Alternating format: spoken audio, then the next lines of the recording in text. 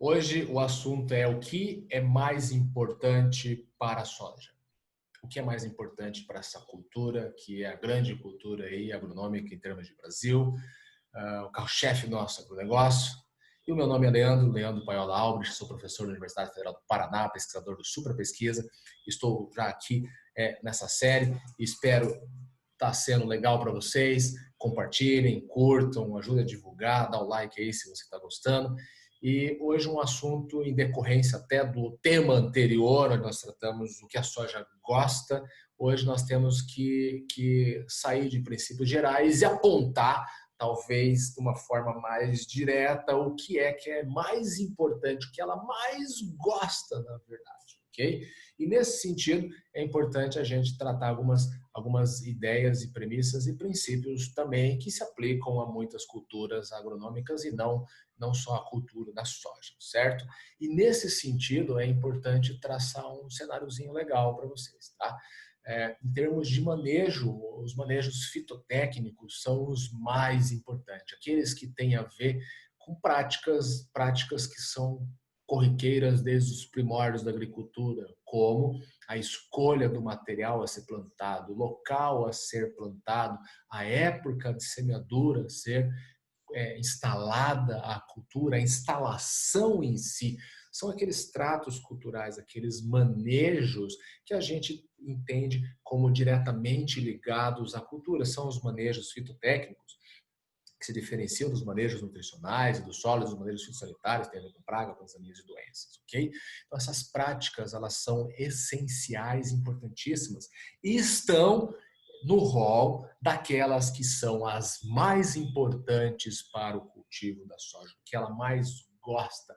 Nós temos que dar um filé mignon para ela em termos de solo, em termos de estrutura e perfil desse solo, preparo do solo, as condições desse ambiente, que não é um mero substrato, são essenciais. As práticas de implantação são importantíssimas, a operacional como um todo se inclui nisso, é óbvio, entendeu? A escolha do genótipo é essencial. E é nesse sentido genótipo ambiente que eu quero conversar um detalhezinho, que não é bem um detalhe, é algo essencial. A época de semeadura. A época de semeadura e a escolha do genótipo para essa época, para a época que você está querendo instalar, é essencial a relação genótipo-ambiente. A época de semeadura é o fator isolado, presta atenção no que eu vou falar agora. A época de semeadura é o fator isolado que mais influencia a cultura, o desenvolvimento da cultura e, portanto, sua produtividade. Época de semeadura. Então, eu separo todos os fatores que eu posso controlar no sistema produtivo, como todo um agrossistema, que é a lavoura, que eu crio, que é a bênção, mas eu separo e isolo eles. Isoladamente, a semeadura é o mais importante, é o fator que mais influencia e determina o desenvolvimento de fato da cultura e sua produtividade. Por quê? Simples. Por quê? Porque dependendo da época que eu coloco a cultura, eu vou expor ela a diferentes condições ambientais. A escolha do genótipo apropriado em uma época adequada é essencial. É claro que o arranjo espacial, que é espaçamento, população, é essencial também. A ocupação desse ambiente em termos de manejo fitotécnico é essencial. Mas a época de semeadura é o fator isolado que mais influencia o desenvolvimento da cultura. E em decorrência disso, pensando agora, época de semeadura, zoneamento agro-edáfico climático e a escolha do genótipo, eu vou abrir a tela e vou mostrar algo que é muito interessante e que eu vou trazer como aporte didático para vocês, para que isso fique bem claro, até em termos de exemplificação de um assunto que eu entendo como essencial. Que assunto seria esse? A escolha de cultivar pensando no ambiente produtivo, pensando na época de semeadura, a escolha do cultivar em função do grupo de maturação ou grupos de maturidade relativa, ok? Vocês podem ver que é uma classificação aparentemente simples. Essa classificação vem em função do conhecimento e entendimento fisiológico desse genótipo em avaliação, onde eu entendo ao seu fotoperíodo crítico, entendendo que a soja é uma planta de dia curto, entendeu? Adaptada a altas latitudes e que a gente, por melhoramento, colocou ela numa condição de baixa latitude, que é o nosso cerrado, principalmente. Então, entender fotoperíodo crítico, a sensibilidade fotoperiódica, mas também a juvenilidade, porque é o período juvenil longo que impede, numa condição de baixa latitude, que essa soja floresça precocemente, tá? Já que o fotoperíodo crítico dela lá está em torno de 12,5 a 13,5, e se eu coloco numa condição de latitude próximo de zero, 12 horas noite, 12 horas dia, ela vai ser induzida ao florescimento. Se você quer saber mais sobre isso, comenta aí, a gente faz um vídeo especial sobre fotoperiodismo, juvenilidade e fala mais sobre maturação. Aqui é para exemplificar esse lance do que é que a soja, que é mais importante, o que ela mais gosta. E nós estamos falando de implantação da cultura, manejo fitotécnico, nós estamos falando de relação genótipo-ambiente, e aí grupo de maturação é essencial.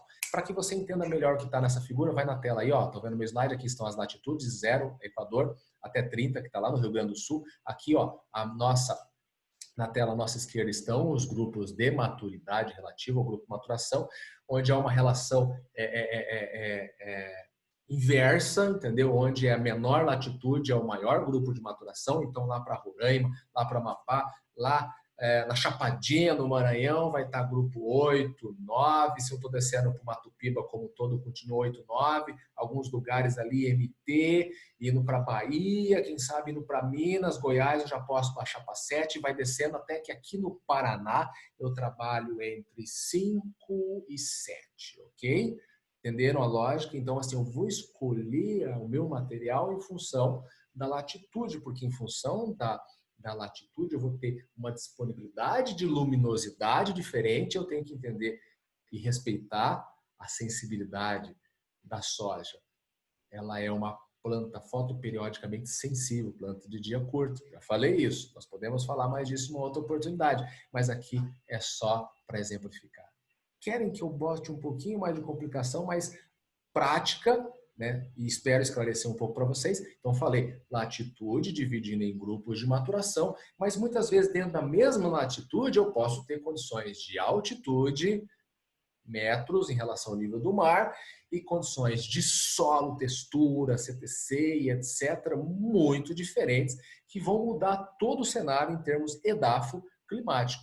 E aí é, portanto, que no Brasil nós temos uma divisão em macro-regiões e uma subdivisão dessas macro-regiões em regiões edafo-climáticas. Então eu respeito sim, e aqui está proporcionalmente as latitudes, vamos no cursor de novo, ó, 0 até 30, tá? E aqui eu tenho um mapinha top, tá?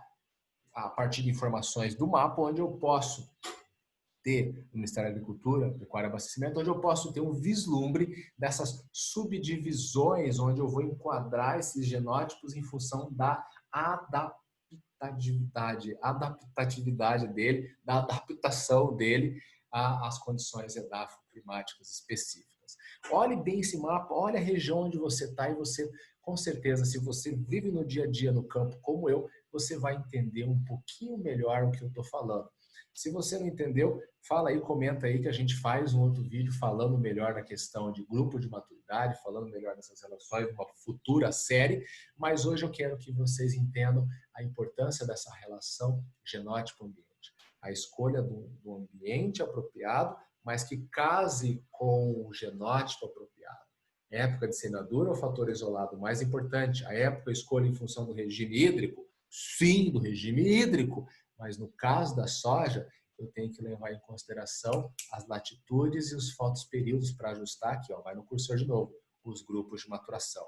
Além disso, olhando esse mapa aqui agora, eu tenho que levar em consideração as zonas, as regiões edafoclimáticas, porque muitas vezes na mesma latitude, o mesmo grupo de maturação, cultivar do mesmo grupo de maturação, pode maturar mais cedo. E por que isso acontece? Porque ela pode ser exposta a uma condição de baixa altitude, não latitude, baixa altitude, e aí um ambiente mais quente, e isso pode provocar um forçamento, forçar a barra para que ela mature mais cedo.